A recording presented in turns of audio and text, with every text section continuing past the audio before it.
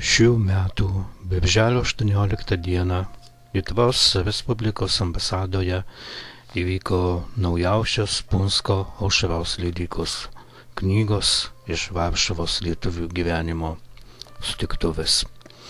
Knygos pristatymą atidarė Lietuvos Respublikos ambasadorius Egidijus Meilūnas.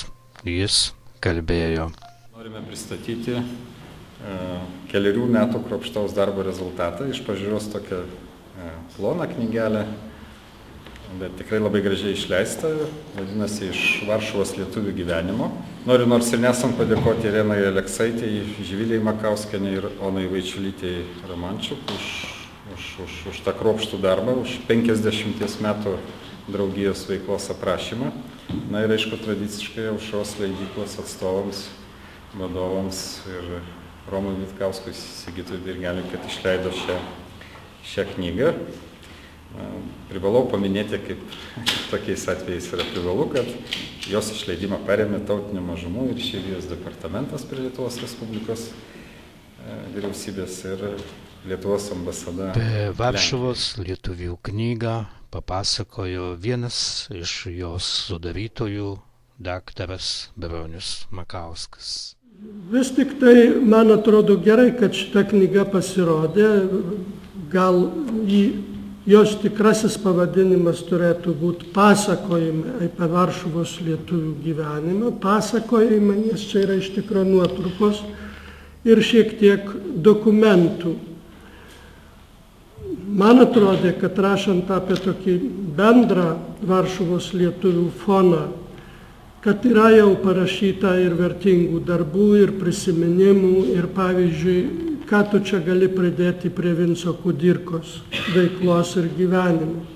Tai reiškia, teko tik užsiminti, pažymėti arba kitų, bet man pasirodė įdomus tie, pavyzdžiui, žmonių darbai, apie kuriuos Lietuva mažiau žino. Pavyzdžiui, kad ir tas Jurgio Piesio atkarpos gyvenimas, labai lietuviškas, labai prasmingas ir keista, kaip jis sugebėjo tuo laikotarpiu pajungti vis tik didesnę bendrovę, savo kompanionus į tą lietuvišką darbą ir iš tų bendrų lėšų jie nemažai vis tik lietuviškos literatūros leido, ypač giesmynų, žodynų, gal į kuriuos mes šiandien labiau kritiškai žiūrim ir atrodo, kad jie jau yra labai pasenę, bet tuomet jie skynė kelią ir lietuviškam vardynui, ir lietuviškai terminijai, ir tuomet jie buvo labai reikalingi, nes daugelis mūsų lietuvių gyvenančių Varšuvoje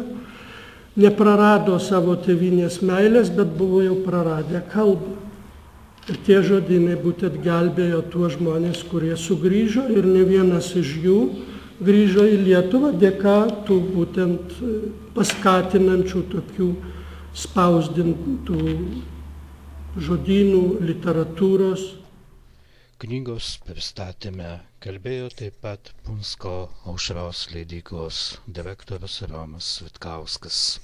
Labai malonu buvo, kad leidykla, kurioje čia su Sigitu kartu dirbam ir jai vadovaujam, galėjo šitą darbą, šitą jūsų projektą įgyvendinti, paversti materialiu pavidalu.